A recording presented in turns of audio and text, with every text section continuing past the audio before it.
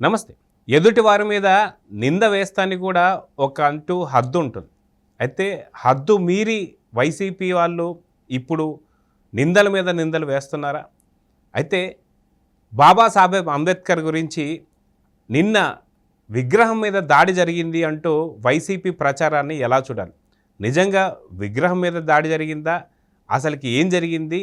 ఎందుకు అనే దానిపైన మనతో పాటు సీనియర్ జర్నలిస్ట్ కనకదుర్గ వడ్లమణి గారు ఉన్నారు. వారిని అడిగి తెలుసుకుందాం. మేడం నమస్తే. నమస్తే అండి. మేడం, రాజకీయాలు చేస్తానికి కూడా కొంత హద్దు ఉంటుంది, లేదా ఏదైతే నిందలు మోపడానికి కూడా ఒక స్థాయి ఉంటుంది.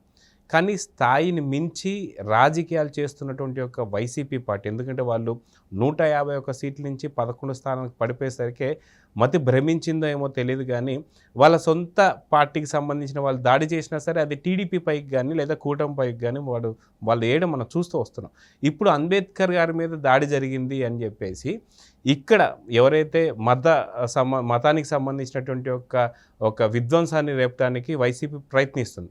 సో దీన్ని ఎలా చూడాలంటే, నిజంగా విగ్రహం మీద దాడి జరిగిందా? అక్కడ ఏం జరిగింది? ఏం చెప్తారు? మీరు నిన్న వాళ్ళ సోషల్ మీడియాలో కూడా మనం చూసామండి.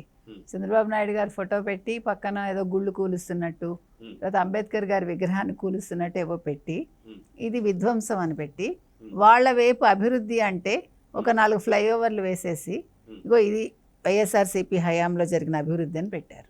సో దీన్ని ఏ రకంగా చూడాలండి? అంటే ఏంటి, ఒక 4 ఫ్లైఓవర్లు కడితే అది అభివృద్ధి అండి? ఫ్లైఓవర్లు అది కూడా ఏంటి, చిన్న చిన్నవి చూసాం మనం.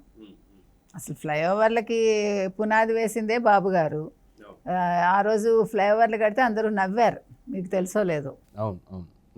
మీరు పుట్టారో లేదో నదిలి, మీరు చిన్నపిల్లాడే ఉంటారు. ఎందుకు చెప్తున్నానంటేనండి, అసలు బాబు గారు ఆ రోజు ఏం చేసినా అందరూ నవ్వేవాళ్ళండి. అదేదో ఆయనకేం తెలియదు, ఈయనేంటో పిచ్చాడిలాగా విజన్ 2020 అంటాడు అనుకునేవాళ్ళు. కానీ ఆ పిచ్చాడే ఒక మార్గదర్శకుడు అవుతాడు, ఐటీకి ఒక ఐకానిక్ అవుతాడని వాళ్ళు ఊహించలా. తర్వాత ఆయన చేసినవన్నీ కూడా ప్రతి రాష్ట్రం ఫాలో అయింది. ఎందుకు చెప్తున్నామంటే, అంటే ఒక పిచ్చివాడి పాలనకి ఒక దార్శనికుడికి ఉండే తేడా చెప్తున్నాం మనం. చంద్రబాబు నాయుడిని చూస్తే ఎందుకు భయం అంటే, జగన్మోహన్ రెడ్డికి చంద్రబాబు నాయుడులో ఉండే తెలివితేటలు అతనికి లేవు. చంద్రబాబు నాయుడు గారికి ఉండే ఆ దార్శనికత, అంటే ముందు చూపు అంటాం, దార్శనికత అంటే అది లేదు. నెక్స్ట్ ప్రజలకు ఏం కావాలి, ఏం ఇవ్వగలను, లేకపోతే మనం యువతకి ఏం చేయగలము, అదంతా తెలియదు ఆయనకి. ఆయన దృష్టిలో చేయటం అంటే పథకాలు ఇవ్వటం ఒక్కటే, ప్రజలకు ఏదైనా చేయటం అనేది ఆయన దృష్టిలో అదంటే పాతుకుపోయింది ఆయన మైండ్లో అట్లా. అంతేగాని ఇప్పుడు లేకపోతే ఎస్సీలకు సంబంధించిన 28 కార్పొరేషన్లు ఎందుకు రద్దు చేస్తాడండి? ఎందుకు అంబేద్కర్ విదేశీ ఉపకార వేతనాన్ని రద్దు చేస్తాడండి? మరి అలా రద్దు చేసిన వాడు ఈరోజు అంబేద్కర్ విగ్రహం మీద ఎందుకు ప్రేమ చూపిస్తున్నాడు? అసలు ఆ విగ్రహం అసలు ఎవరు నిర్మించారు, ఆ విగ్రహం మీద మీరు ఏం చేశారు అది చెప్పండి. మీరు ఏం చేశారంటే, విగ్రహం ధ్వంసం అవ్వలేదండి. అదేం జరిగింది, వాళ్ళ హయాంలో ఆ విగ్రహాన్ని బాబాసాహెబ్ అంబేద్కర్ అని ఆయన పేరు రాశాక వైఎస్ జగన్మోహన్ రెడ్డి పేరు ఆ బాబాసాహెబ్ అంబేద్కర్ పేరు కంట పెద్ద అక్షరాలతో పెట్టారు. అసలు ఏ రకంగా అర్హుడు జగన్మోహన్ రెడ్డి? అసలు అక్కడ జగన్మోహన్ రెడ్డి పేరే రావద్దు, ఆ విగ్రహం ఎవరిదైతే వాళ్ళ పేరు ఉండాలి. ఇప్పుడు ఆయన చనిపోయిన వ్యక్తి నెంబర్ 1. నెంబర్ 2, బాబాసాహెబ్ అంబేద్కర్ అన్న గొప్ప వ్యక్తి పేరు కింద నీ పేరు ఎందుకు పెట్టుకున్నావు? నువ్వు ముఖ్యమంత్రి అయితే అయ్యుండు, అది వేరే విషయం. నువ్వు ఎస్సీలకు ఏం చేశావు? నువ్వేనా మహానాయకుడువా? నువ్వేమైనా స్ఫూర్తి ప్రదాతవా? నువ్వేమైనా సంఘ సంస్కర్తవా? ఏది కాదు కదా. అదిగాక ఇదే జగన్మోహన్ రెడ్డి అసెంబ్లీ సాక్షిగా ఏదైతే ఎస్టీకి సంబంధించి వర్గీకరణలో కూడా చంద్రబాబు నాయుడు గారి మీదే చాలా రకాల విమర్శలు చేశాడు. అసలుకి ఇది ఖచ్చితంగా అయ్యే పని కాదు, కావాలని చెప్పి కాలయాపన చేస్తానికే, లేదా వీళ్ళ మధ్యలో ఉన్నటువంటి ఒక సమస్యను కొద్ది పెద్దది చేస్తానికే అని చెప్పి మాట్లాడుతున్నటువంటి ఒక జగన్మోహన్ రెడ్డికి చెప్పుతో కొట్టినట్టుగా నేను సుప్రీంకోర్టు ఏదైతే ఉందో అది ఇచ్చిన తీర్పు మనం చూసాం. ఖచ్చితంగా వర్గీకరణ ఏదైతే ఉందో రాష్ట్రాలకైతే ఇచ్చేశారు. దీనిపైన మందకృష్ణ మాదిగ గారు కూడా చాలా కృతజ్ఞతలు తెలుపుతూ ఆ రోజు పెట్టింది చంద్రబాబు నాయుడు గారే, వారికి నా కృతజ్ఞతలు అని చెప్పేసి అన్నారు కూడా చూసాం. సో అలాగా దళితులకి న్యాయం చేసింది ఎవరు అంటే ఖచ్చితంగా చంద్రబాబు నాయుడు అని అర్థమైపోతుంది. దీన్ని కూడా భరించలేకే జగన్ ఈ మాటలు అన్నాడా? అదేవిధంగా వైసీపీలో ఉన్నటువంటి ఒక ఎవరైతే అనంత్ బాబు ఎవరైతే ఉన్నారో అతను ఒక దళితుడిని చంపి డోర్ డెలివరీ చేయడం చూసాం. అది కాకుండా శిరోముండనం చేసినటువంటి ఒక తోట త్రిమూర్తులు కానీ చూసాం. ఇదే విధంగా ఎంతోమంది దళితుల్ని కావచ్చు, ఆఖరికి కోడికత్తి కేసు మీద కోడికత్తి సీను తన పేరు తన ఇంటి పేరు కూడా మార్చేసినటువంటి ఒక వైఎస్ జగన్ 5 ఏళ్లుగా జైల్లో మగ్గబెట్టడానికి కూడా చూసాం ఒక దళితుని. సో వీళ్ళ దళితుల గురించి మాట్లాడేదని ఏపీ ప్రజలు అంటున్నారు. దీని గురించి మీరు ఏం చెప్తారు? మీరు చెప్పినట్టుగా ఇప్పుడు జగన్మోహన్ రెడ్డి ఆ రోజు అసెంబ్లీలో మాట్లాడారండి. అసలు ఏంటి చంద్రబాబు నాయుడుకు ఏం చేస్తాడు, ఎస్సీలకి ఈ వర్గీకరణ సాధ్యమా, ఇది జరగని పని, కాలయాపన జరుగుతుంది దీనివల్ల అంతేను, ఇదొక బహానా అన్నట్టుగా మాట్లాడాడు. అది అయిన వెంటనే సుప్రీంకోర్టు మీరు చెప్పినట్టు మొహమ్మే కొట్టినట్టు తీర్పు ఇచ్చింది. ఆ తీర్పు కూడా ఏ రకంగా ఇచ్చింది, రాష్ట్రాలకే అధికారం ఇచ్చేసింది. అది పెద్ద విషయం కదండి. నిర్ణయాధికారం రాష్ట్రాలకు ఇవ్వటం అనేది సుప్రీంకోర్టు ఇచ్చిన తీర్పుల్లో చాలా ఉత్తమమైన తీర్పు మనం చెప్పాలంటే. అంటే కేంద్రంతో సంబంధం లేకుండా మీరు మీ ప్రాతిపదికన జనాభా ప్రాతిపదిక కావచ్చు, ఎస్సీ ఎస్టీ అంటే వాళ్ళ జనాభా కావచ్చు, క్రీమీ లేయర్ అవన్నీ చూసుకుని మీరు మీ విధి విధానాలు రూపొందించుకోండి, ఆ వర్గీకరణ చెయ్యండి అంది.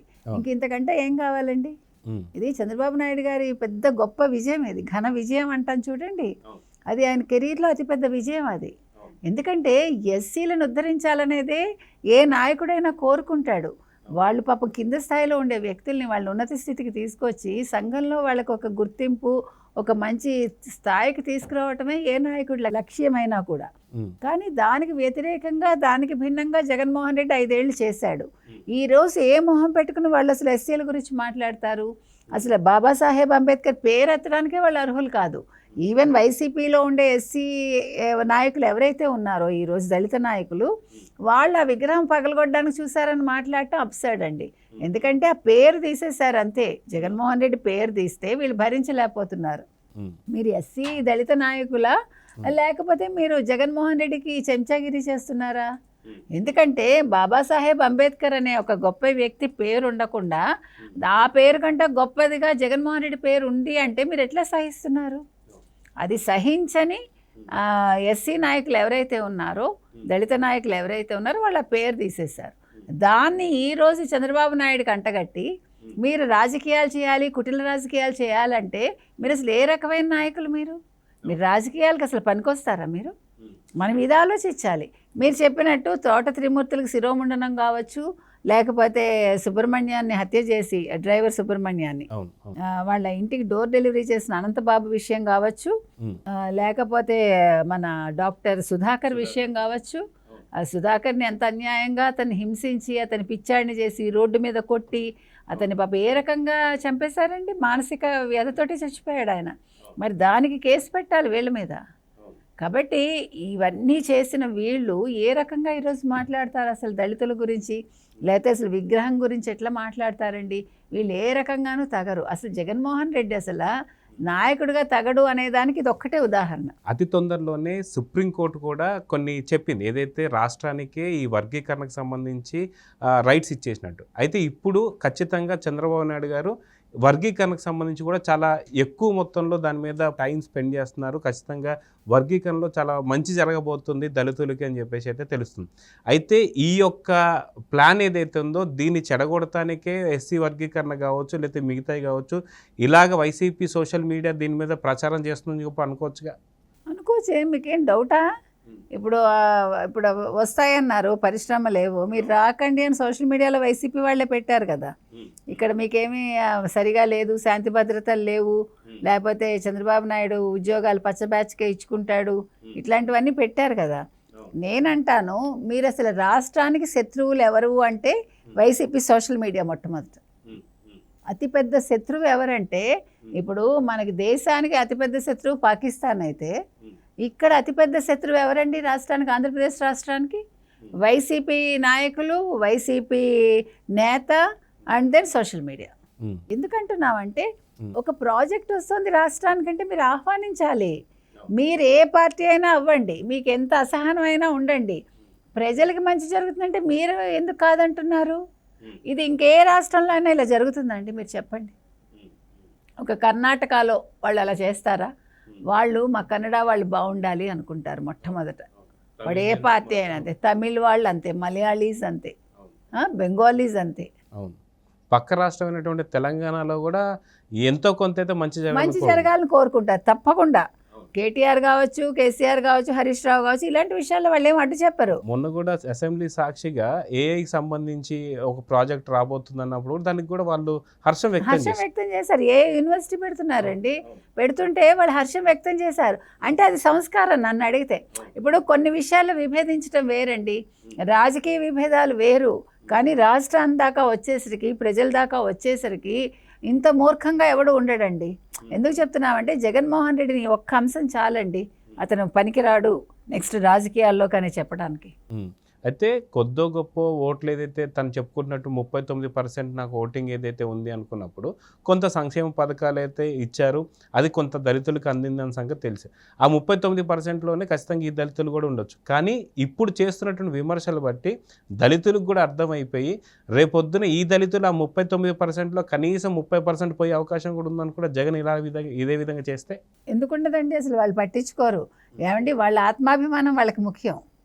దళితులకి వాళ్ళ ఆత్మాభిమానం ముఖ్యం, వాళ్ళకి బాబాసాహెబ్ అంబేద్కర్ ముఖ్యం, జగన్మోహన్ రెడ్డి ముఖ్యం కాదు. ఎందుకంటే ఆయన లేకుండా వాళ్ళ జీవితాలు లేవు. ఆ రకంగా చూసుకుంటే ఆయన చాలా గొప్ప వ్యక్తి. కాబట్టి ఆయన కించపరిస్తే కనుకైతే పరిస్తే కనుకైతే ఏంటి, కించపరిచాడు. కాబట్టి వచ్చే ఎన్నికలు అసలు మన పార్టీయే ఉండదు అంటున్నాం. మళ్ళీ 30% ఓట్లేంటి, 39.3% ఉండదు ఆయనకి. అంటే అందరూ వేయరు, ఒక దళితులే కాదు, ప్రత్యేకంగా దళితులు వేయరు. సో చూద్దాం మేడం, ఖచ్చితంగా బాబాసాహెబ్ అంబేద్కర్ని కూడా రాజకీయాల్లోకి దింపేటువంటి ఒక వైసీపీ కుట్ర ఏదైతే ఉందో దాని గురించి అయితే అందరికీ తెలుస్తుంది. కానీ జగన్మోహన్కి ఇంకా అర్థం కావాల్సిన పరిస్థితి ఏంటంటే దళితులు కూడా పూర్తి స్థాయిలో నిన్ను వ్యతిరేకిస్తున్నారు, అది అర్థం చేసుకొని ముందస్తు రాజకీయాలు ఎలా చేయాలి అనేది కొంత మార్పు అయితే రావాలని అయితే కోరుకుందాం. నమస్తే.